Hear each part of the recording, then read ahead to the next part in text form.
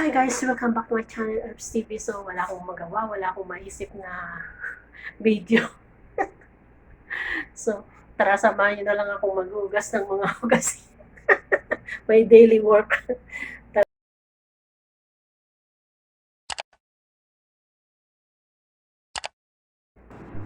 So, ayan na nga guys, ang aking daily work dito sa bansang Middle East.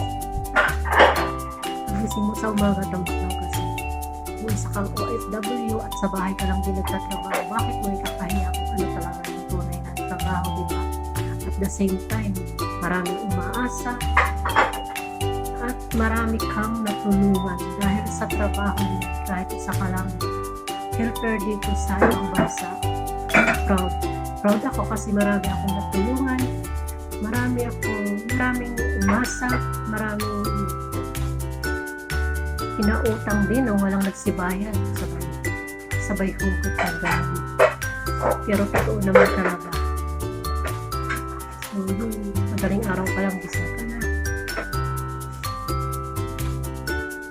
At ang una mo, siyempre, pupuntahan ay kusina. Sa araw-araw mo dito sa ibang bansa. Diba? Wala na akong may content kundi naghanap ako. So, magkwento lang ako guys. Dito kasi hindi ako nag-video. Tsaka wala naman akong pupuntahan.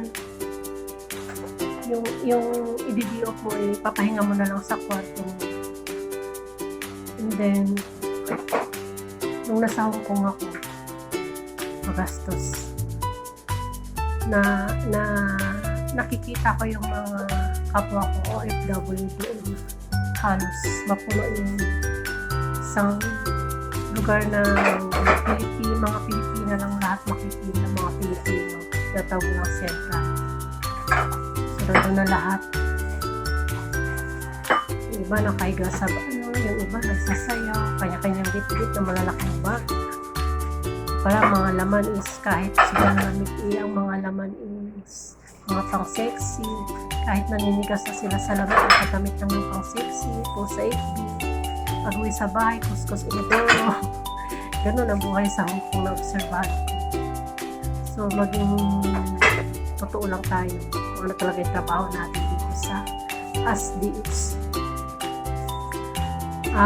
Siyempre, para makita ng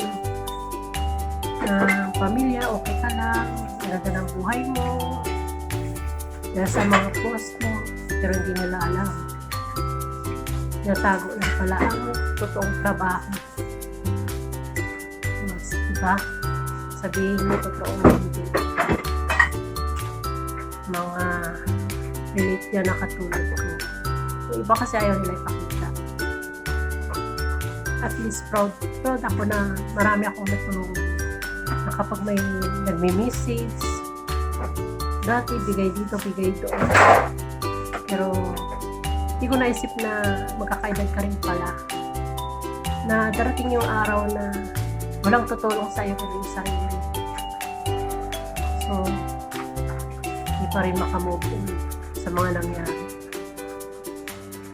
Ngayon, tsaga-tsagaan lang habang nandito tayo, habang kaya pang magtrabaho. Kasi yung iba sabi nila sa akin, dami nagsasabi sa akin na minto na ako sa pagtatrabaho, marami na raw akong pera. Parang hindi ka, kahit dito ka, sa loob ng bahay, gumagastos din ako sa mga personal kong kailangan sa katawan ko, kung meron akong gusto kong bilihin. Kaya nga tayo nakatrabaho, diba? So, dati inuna ko yung ibang tao kaysa sa sarili.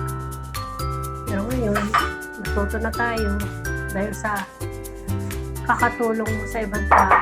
Pag wala ka nang maibigay, masama ka na sa kanila. Hindi ka na kahit kamusta, kung okay ka ba dyan, wala. Yung iba nga, mangungumusta sa iyo. Minsan lang mangungumusta yan pag may kailangan. O, diba? Sinong relate dyan? Pag may kailangan lang, bago ka nila kamustahin. Marami na yan, marami sa akin nag-message na ganyan. Pero ngayon, didma ko na sila. Dinididma ko na yun ng mga nangungusta. Kasi pang i-reply mo yun, mga yan. Alam mo na kung ano yung susunod nilang i-reply. Ganun lang naman ang buhay.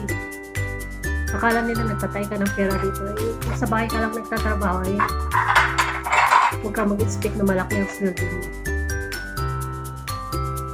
Unless na kung mabait yung amo.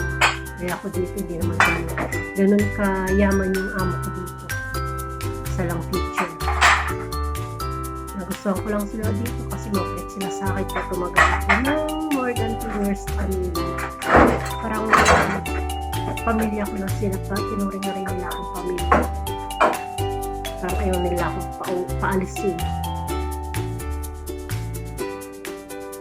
Ayan ang aking daily work. Namamagayang mata talaga sa umaga pagising ko. Bakit kaya? Sa puyat. Hindi naman ako puyat. Ayan, din ako naghuhugas sa dirty kitchen kasi mahirap maghuhugas sa loob. Dalawa kasi yung kitchen dyan. Yan ang dirty kitchen. Yan ako naghuhugas. Hindi naman siya dirty. Malinis naman siya. So, ayan ang aking buhay dito. Wala na tayong may upload sa kanila pag-uwi.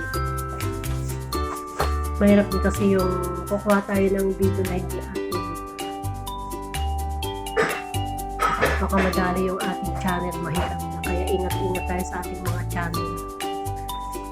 Kahit ano na lang, basta sarili natin. Diba? Lalo na ngayon nagkakahigpit na si Lolo. So, ayan guys, thank you for watching at maraming salamat sa lahat ng patuloy na sumusuporta.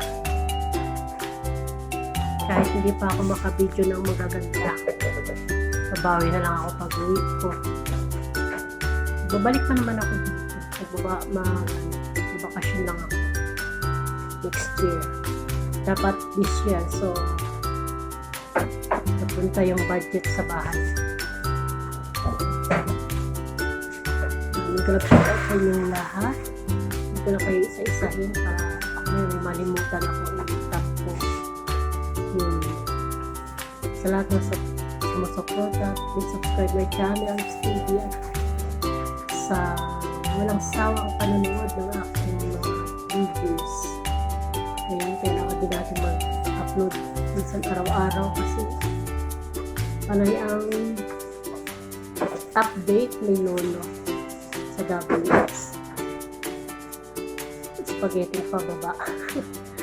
Yan ang aking gawain dito sa araw-araw pagkagising ko. Lumalapad na naman ako mamaya mag-exercise ako. Kasi umasa naman ng 1 kilo yung aking timbang. At stay safe sa Pilipinas na binabagyo ngayon. At grabe ang baha. Grabe ang baha sa Metro Manila. Halos lahat ng lugar walang pinatawag. So, kahit sa bahay ng kapatid, pinasok sila. Makita sila ng rooftop. So, marami na namang apektado sa Pilipinas, lalo na sa Maynila. Ingat-ingat ko kaya ayaw ko tumira sa Maynila talaga. As in, ayaw ko. Sobrang naiingayan na ako. Pinagpapasyon ako. Sobrang naiingayan ako. Nasisikipan ako sa kalye.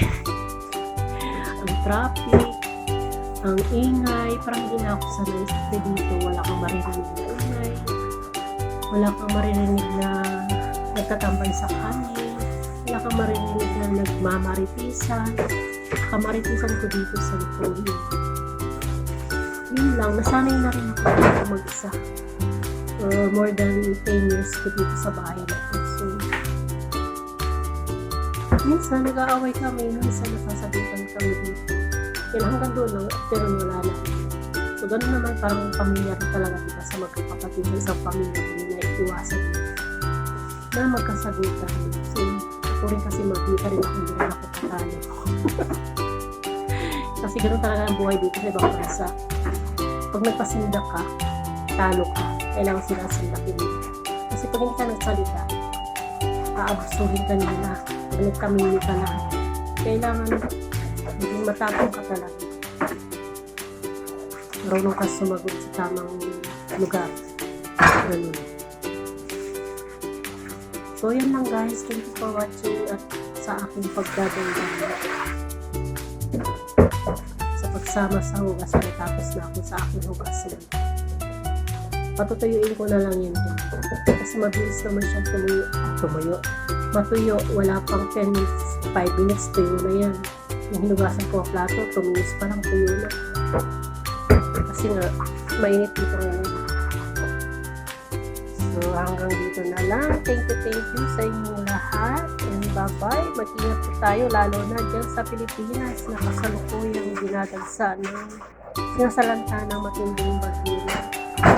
Hindi ko alam yung Undoy. Nasa Hong Kong ako noon nung panahon ng Undoy ata. Hindi ko rin alam yung ganap nun. At ngayon na nga lang daw na nangyari napanood ko sa Facebook kanya-kanyang post na grabe talaga ang nangyari. Bulacan lalo na. Akit na lang ang nakikita. So ayan guys, thank you for watching. God bless us all. Ingat tayong lahat sa ang panig ng tayo ng mundo. Ingatan ang ating mga sarili at ang ating mga kalusugan. Bye-bye!